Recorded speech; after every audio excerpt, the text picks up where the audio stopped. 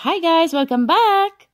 Dahil Wednesday ngayon, magbibisyo na naman tayo ngayong araw na to. Shirayuki glutathione meaning Snow White ang Shirayuki. So ayan, kita nyo, minimix ko siya. Make sure na tunaw lahat ng powder dahil pag hindi, delikado po ito. Huwag pong mag-do it your way kung hindi kayo nurse or trained. Mga new clients ko, nahapdian daw sila pero hindi naman super hapdi. Kaya naman, susubukan ko sa sarili ko mismo ngayon. So, let's start!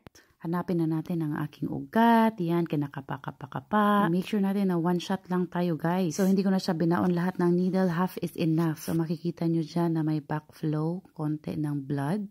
So, that means nasa tamang daan tayo, nasa tamang landas. So, i-fix na natin ng tape para hindi siya mag-move, hindi siya mag-dislodge. So, ayan, nasa tamang daan pa rin tayo after natin i-fix ang butterfly. So, ayan, may makikita pa kayong backflow ng dugo dyan, yan.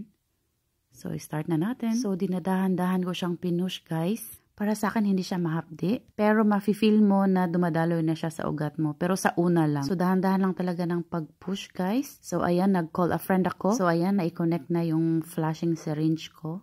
So, sa line lang yan siya, guys. So, again, hinay-hinay lang sa pagpupush. Huwag magmadali. Take your time talaga. So, ngayon, nararamdaman ko na nangahala yung aking braso. Pero, super konti lang talaga. Huwag matakot. At mabilis lang siya nawala. So, kaya ko dyan nilagay yung tape sa may wing banda para ma-remove ko siya one hand easily.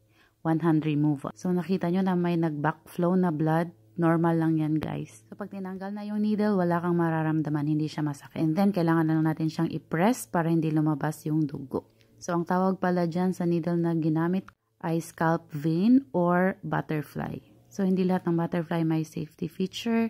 Make sure na proper disposal talaga. So, dapat needles, blades, may sariling sharp container for proper disposal. So, let's check the puncture site. Hindi siya bleeding, but gusto ko pa din siyang i-secure with tape. I recommend na i-drip siya para sa mga client na nahapdian sa push.